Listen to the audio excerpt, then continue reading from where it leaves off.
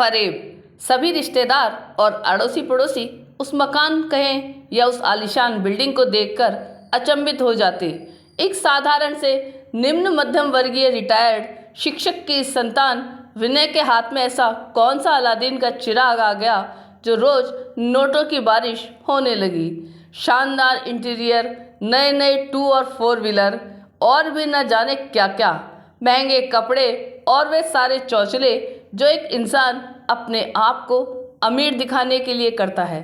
आसपास के घरों में कभी कानाफूसी होती तो कभी उन घरों में बच्चों को उल्हाना सुनने को मिलते, तो कभी कभी विनय की तरक्की की मिसाल दी जाती।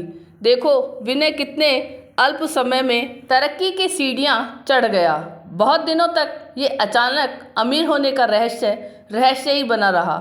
फिर एक सुबह अचानक उस घर के सामने किसी की जोर जोर से चीखने चिल्लाने की आवाज़ें आने लगी। पहले तो आसपास के घरों में किसी ने इस विवाद पर कोई ध्यान न दिया, परंतु जब हंगामा बढ़ने लगा तो धीरे धीरे तमाशबीनों की उपस्थिति भी बढ़ने लगी। जिसे जहाँ से जैसा मौका मिल रहा था वो वैसा उस तमाशे का आनंद ले रहा था। आपके बेटे ने अपने सगे फूफा को धोखा दिया है। एक सज्जन हाथ में कोई पासबुक लेकर हिला हिला कर विनय के पिता से लड़ रहे थे। इसने मेरे साथ ही नहीं और भी बहुत से लोगों के साथ इसी तरह के धोखेबाजी को अंजाम दिया है।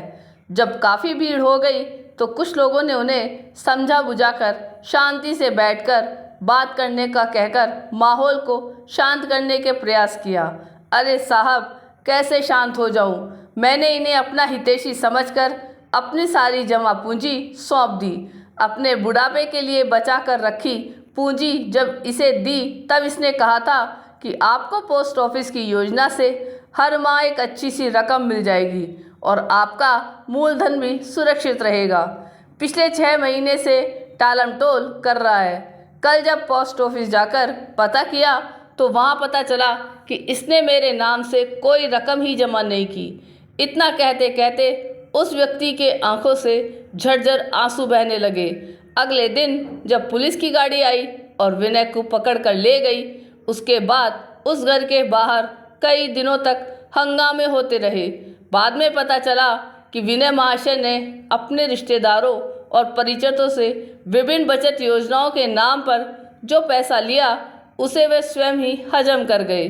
उन्हें या तो नकली रसीदें थमा दी या आधा अधूरा पैसा ही जमा किया। फरेब को एक दिन उजागर होना ही था और हो गया, पर यह कहर परिवार के मासूमों और बुजुर्गों के लिए एक संताप छोड़ गया। ताउम्र के लिए सब कुछ लुट जाने के बाद शायद घर के बुजुर्गों को एहसास हुआ कि हमने बेटे से पहले क्यों ना पूछा कि तू ये सब कहाँ से और कैसे कर रहा है। आपको ये कहानी कैसी लगी ये कमेंट करके ज़रूर बताइएगा। चैनल पे नए हो तो सब्सक्राइब जरूर कीजिएगा और वीडियो को लाइक और शेयर कीजिएगा। धन्यवाद।